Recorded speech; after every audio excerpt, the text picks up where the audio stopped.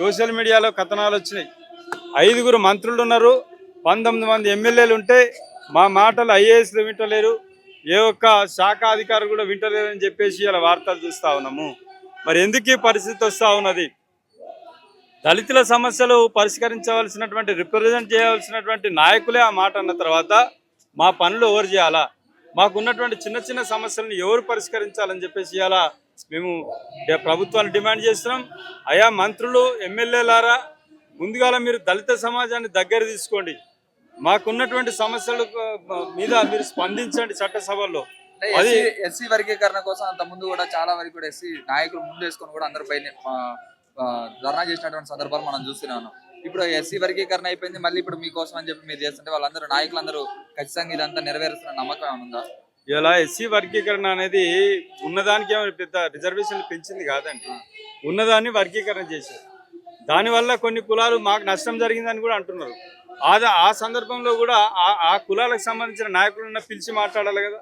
అసలు 15 రోజులకు ఒకసారి క్యాబినెట్ మీటింగ్ పెట్టుకునేటువంటి ఈ ప్రభుత్వ మంత్రులు, ముఖ్యమంత్రి గారు మరి ఒక్కనాడన్నా ఈ ఎస్సీల సమస్యల మీద ఎందుకు మాట్లాడరు, ఎందుకు రివ్యూ పెట్టరు? ఇలా దళితులకు సంబంధించిన సమస్యలు లేవా?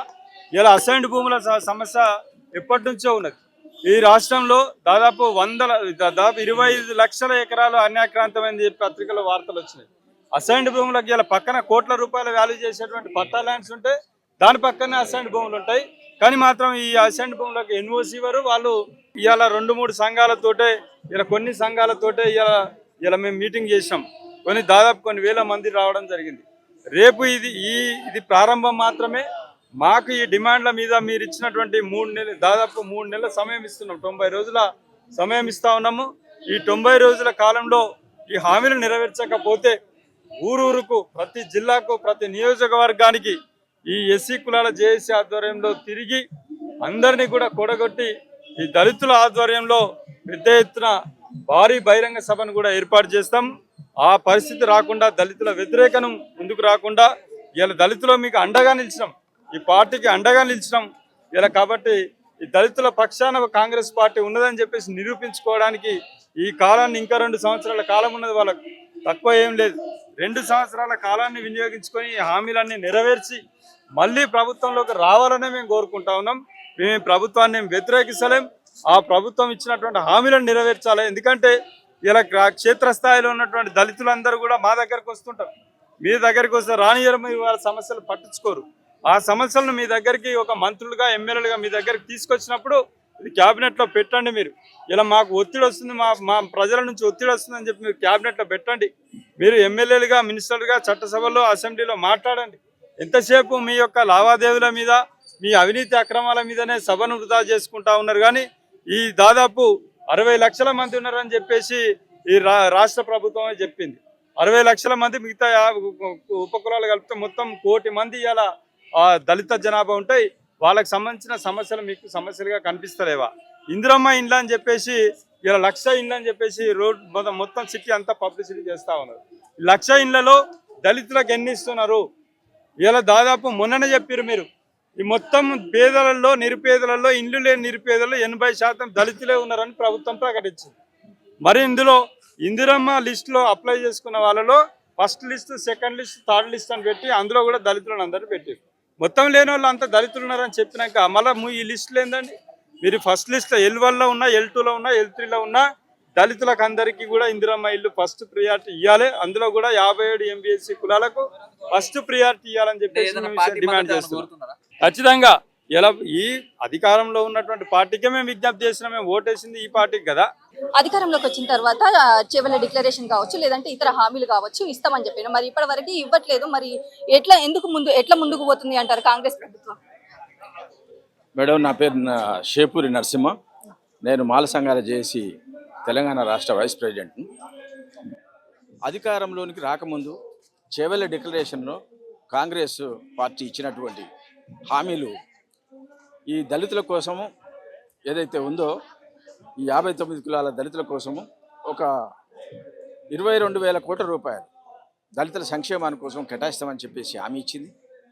అదేవిధంగా ఈ దళితుల కోసం ఈ రాష్ట్రంలో ఉన్నటువంటి అసైన్డ్ భూములు ఏవైతే ఉన్నాయో అన్నిటి కూడా పట్టా భూములుగా మార్చామని చెప్పి హామీ ఇచ్చింది. అదేవిధంగా దళితులకు ఉన్నటువంటి ఏవైతే బ్యాక్లాగ్ పోస్టులు ఉన్నాయో అవన్నీ కూడా పూర్తి స్థాయిలో మేము భర్తీ చేస్తామనేటువంటిది హామీ ఇచ్చింది.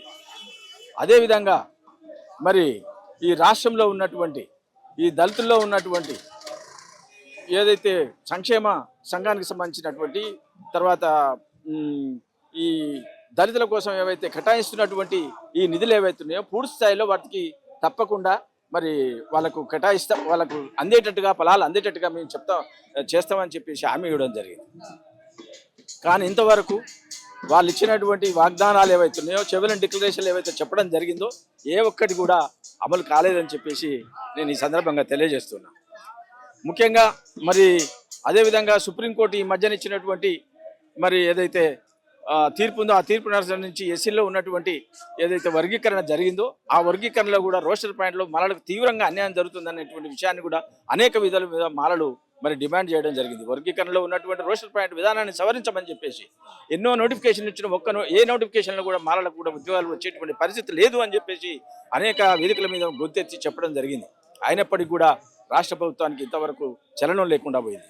అదేవిధంగా మరీ ముఖ్యమైనటువంటి అంశం ఈ రాష్ట్రంలో ఉన్నటువంటి దళితులకు సంబంధించినటువంటి అసైన్డ్ భూములు ఏవైతే ఉన్నాయో పట్టా భూములుగా మార్స్తామని చెప్పేసి రాష్ట్రంలోనికి అధికారం రాగానే వెంటనే మేము అసైన్డ్ భూములను పట్టా భూములుగా మార్స్తామని చెప్పినటువంటి రాష్ట్ర ప్రభుత్వం ఇంతవరకు కూడా అసైన్డ్ భూముల మీద ఎలాంటి మరి చర్యలు తీసుకోలేదని చెప్పేసి నేను ఈ సందర్భంగా మనవి చేస్తూ మరి అసైన్డ్ భూములు ఏవైతే ఉన్నాయో దళితులకు సంబంధించినటువంటివి అవన్నిటి కూడా పట్టా భూములుగా వెంటనే మార్చాలని చెప్పేసి నేను డిమాండ్ చేస్తున్నా.